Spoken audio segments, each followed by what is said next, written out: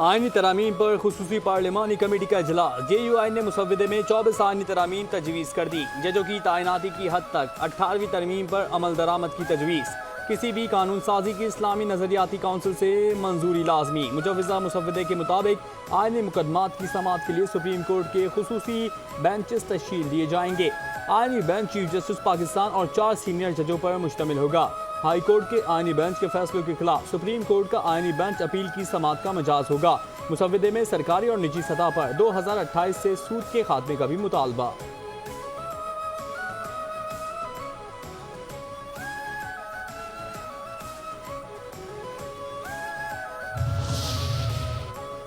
आईनी तरमीम से मुताल्लिक हुकूमती मुसव्वदे के नकात भी सामने आ गए। हुकूमत ने वफाकी आईनी अदालत की तश्कील का फार्मूला सियासी जमातों से शेयर कर दिया। हुकूमत ने वफाकी आईनी अदालत की तश्कील के लिए ढांचा तैयार कर लिया। मुजव्वज़ा तरमीम के मुताबिक वफाकी आईनी अदालत चीफ जस्टिस समेत 7 अरकान पर मुश्तमिल होगी। वज़ीर कानून, अटॉर्नी जनरल और पाकिस्तान बार काउंसिल का नुमाइंदा शामिल होगा।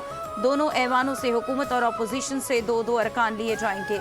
सूबाई अदालतें चीफ जस्टिस, सूबाई वज़ीर कानून और बार काउंसिल के नुमाइंदे पर मुश्तमिल होंगी।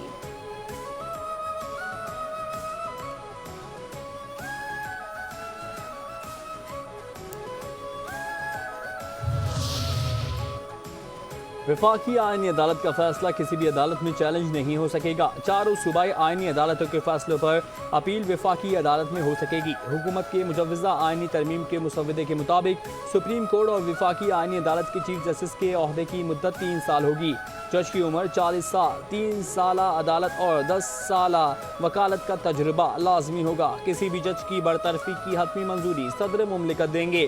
चीफ जस्टिस सुप्रीम कोर्ट का तकर्रुर 3 सीनियर जजेस में से किया जाएगा। सुप्रीम कोर्ट और वफाकी आईनी अदालत के चीफ जस्टिस के ओहदे की मुद्दत 3 साल होगी।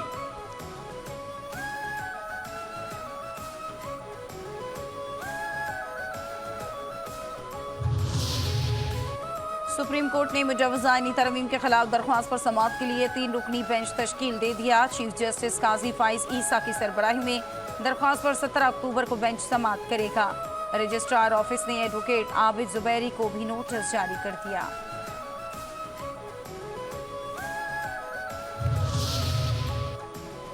वफाकी आईनी अदालत का क़याम कायदे आज़म का ख्वाब था। Chairman people's party Bilawal Bhutto का ट्विटर पैगाम। कहते हैं पीपल्स पार्टी की तजवीज़ कायदे आज़म की तजवीज़ से मुमासिलत रखती है। कायदे आज़म ने शहरियों के बुनियादी हुकूक के निफाज के लिए वफाकी आईनी अदालत की तजावीज़ पेश की।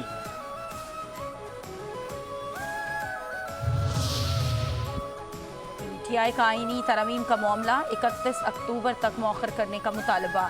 पार्लियामेंट की खुसूसी कमेटी में उमर अयूब ने PTI अरकान असम्बली को हिरासत करने का मामला उठाया। ज़राए के मुताबिक बैरिस्टर गौहर ने कहा कि आप पहले हमारी बानी PTI से मुलाकात कराएं। जब तक बानी PTI से मुलाकात नहीं हो जाती मुसव्वदा नहीं दे सकते। उमर अयूब बोले कि कमेटी में आप आईनी तरमीम ले आए हैं और चाहते हैं कि किसी तरह मंजूर करा लें। आईनी तरमीम पर हमारे तहफ़्फ़ुज़ात दूर करें और एतमाद मिले।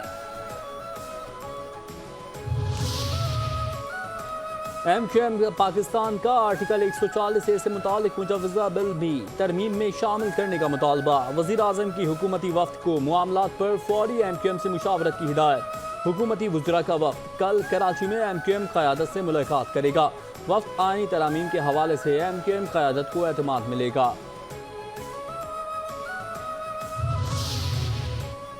असलहा और शराब बरामदगी केस में अली अमीन गंडापुर को 23 अक्टूबर को गिरफ्तार करके पेश करने का हुक्म। District and session court Islamabad ने अदम पेशी पर अली अमीन गंडापुर के नाकाबिल जमानत वारंट गिरफ्तारी बरकरार रखे। जुडिशल मजिस्ट्रेट ने आज अली अमीन गंडापुर को ज़ाती हैसियत में तलब कर रखा था।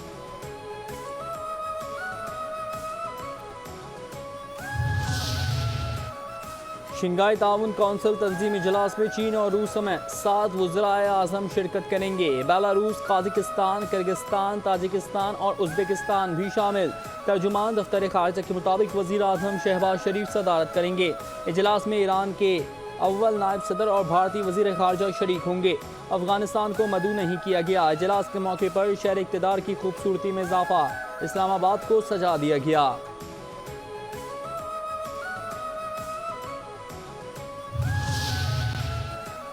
पाकिस्तान का सऊदी राइफल डिफेंस फोर्स की इस्तेदाद बढ़ाने के लिए ताउन जारी रखने का अज़्म।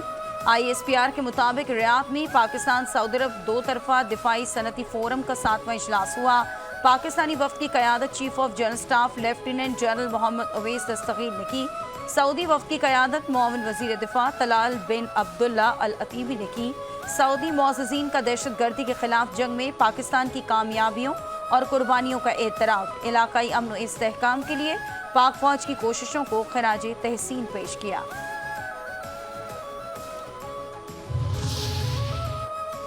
तहरीक इंसाफ मुल्क दुश्मन एजेंडे पर गामजन है। मुल्क में दोबारा दहशतगर्दी PTI की वजह से आई। वज़ीर दिफा ख्वाजा आसिफ की मीडिया से गुफ्तगू। कहते हैं PTI ने हज़ारों की तादाद में दहशतगर्द पाकिस्तान लाकर बसाए। डॉक्टर इसरार और हकीम सईद ने कहा था बानी PTI इस्लाम दुश्मनों के एजेंट हैं। वज़ीर आला KP एहतजाज के बाद कहाँ गए, कहाँ सॉफ्टवेयर अपडेट कराया। PTI का कोई लीडर शोहदा के जनाजों में नहीं जाता। PTI दोबारा 9 मई बपा करना चाहती है।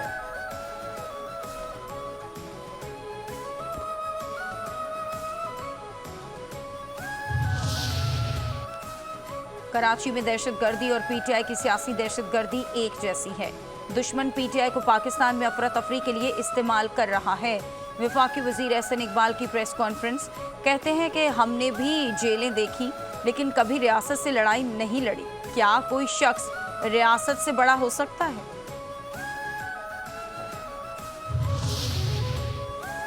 गवर्नर KP फैसल करीम कुंडी ने डी चौक पर एहतजाज का ऐलान साजिश करार दे दिया। मीडिया से गुफ्तगू में कहते हैं कि एक पार्टी हमेशा मुल्क दुश्मनी के काम करती है। SCO कॉन्फ्रेंस में दुनिया भर से मेहमान आ रहे हैं। डी चौक पर एहतजाज से क्या हासिल करना चाहते हैं?